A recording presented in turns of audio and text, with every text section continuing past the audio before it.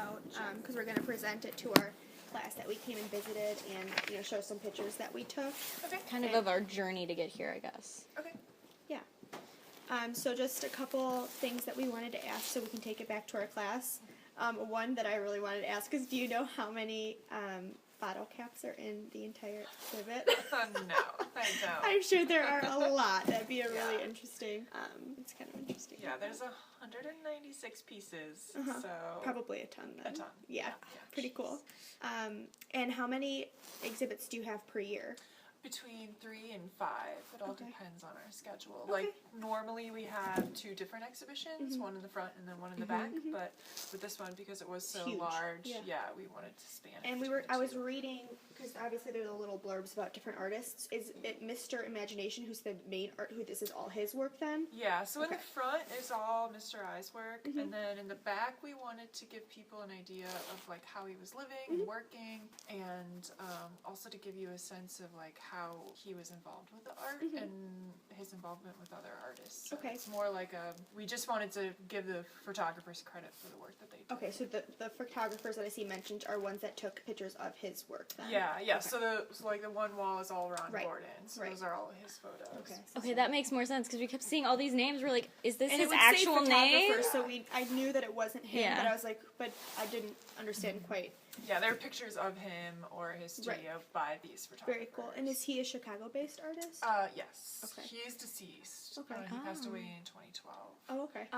Do most of the exhibits that you show, are they usually Chicago-based artists, or they kind of come from everywhere? They come from everywhere. Okay. Yeah, I mean, definitely Chicago artists are easier because the work is here. Right. So You don't have to ship it or anything. Yeah.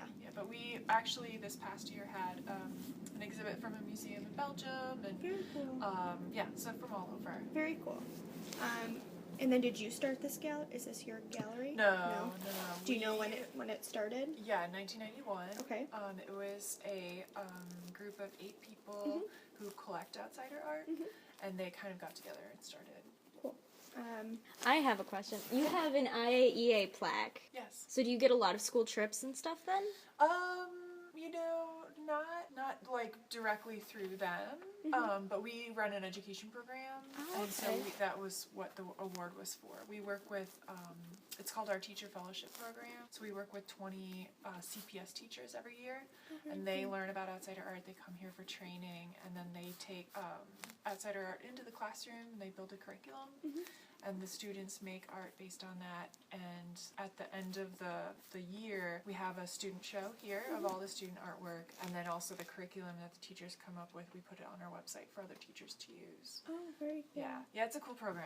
We're art education majors at Yeah. NIU, so part of our curriculum is creating a curriculum before we start teaching. Excellent. And outsider art is kind of becoming a bigger and bigger deal, I feel, in our classes, so... Yeah, check out our website, you can get some examples. Good to know. Just some questions then about the gallery. Where do you guys advertise? We do ads in Chicago Gallery News, sometimes in the Gallery Guide, in the Reader. We don't really have a set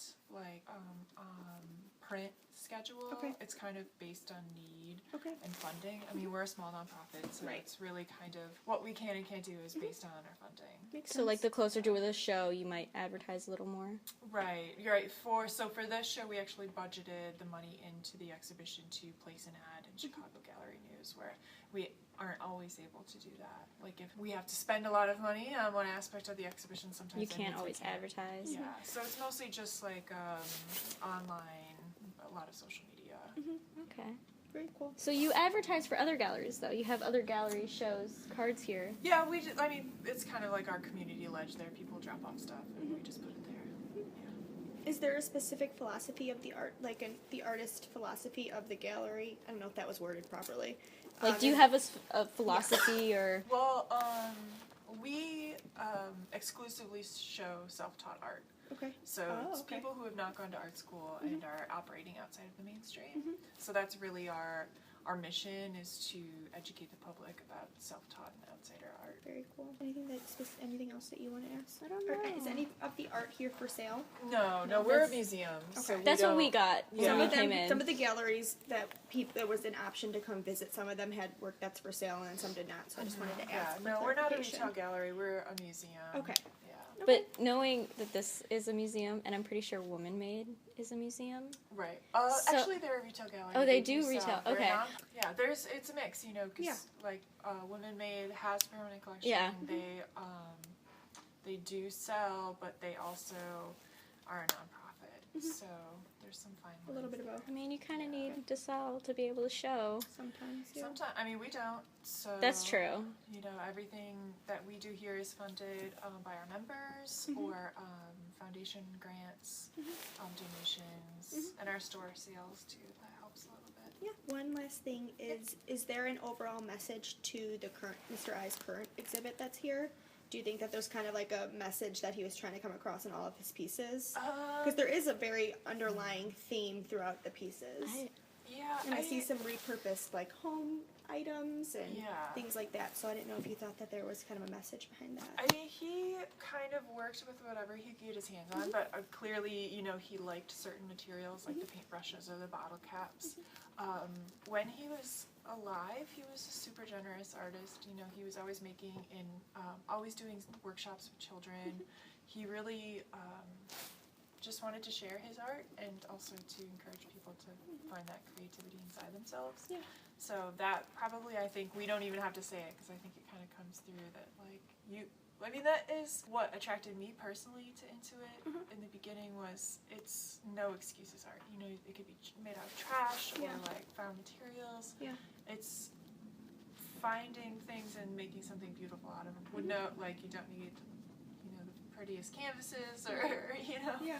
So it's, No, I like that. It's I like that too. yeah, a lot. I think that's kind of all I that I think have to that ask. is- Is there anything that you want to say before we head out? I don't know. But Parker has your email, so if there's any last things that we want to We ask, could can email just you? email you? Yeah. Could we email, like, if we came up with more questions, we could email you and ask some quick questions now that we've seen it. Yeah. So now we know. yeah, totally. And you guys can take a copy of our magazine here. Oh yeah, that would be great. And let me grab, we actually you like have a couple extra catalogs that were This is a missing. display product. Oh yeah, this would be great to show. This is so cool. I love this horse. Yeah, I grabbed one of those from by the door. Oh. Yeah, I know. I love this painting. And when you had first said Mr. I, it all makes sense that there's eyes all over the place, and I just love. Oh. I love evil eyes, so when I see them, Okay. that's what it looks like to Yeah, me. yeah. And then I was reading his name is Mr. What is it, Mr. It's Mr. imagination. And I didn't know it was the I and then I until you said it. And I was like, Yeah. oh, that makes sense now. Yeah, you'll read too in the catalog. He was mugged and shot and left to Is that die. how he passed away? No, actually, but he went into a coma, and he was in a coma for a couple weeks. And when he was in the coma, he had dreams of himself sitting on a throne and having staff. And this eye was kind of recurring theme. So it was a very like Egyptian pharaoh, you know, pyramids and eyes. Very cool. And so when he woke up from the coma, he started making a lot of stuff with eyes on it. And one of his friends said something about imagination, and he was like, "You're Mr. I, you're Mr. Imagination." And then it just kind of blossomed from there. So it's always been a recurring theme in his work. Very cool. Yeah. Really interesting. Well, thank you so much for letting us come in today. Yeah, it was great. Thank you. Thank you so much. You're welcome.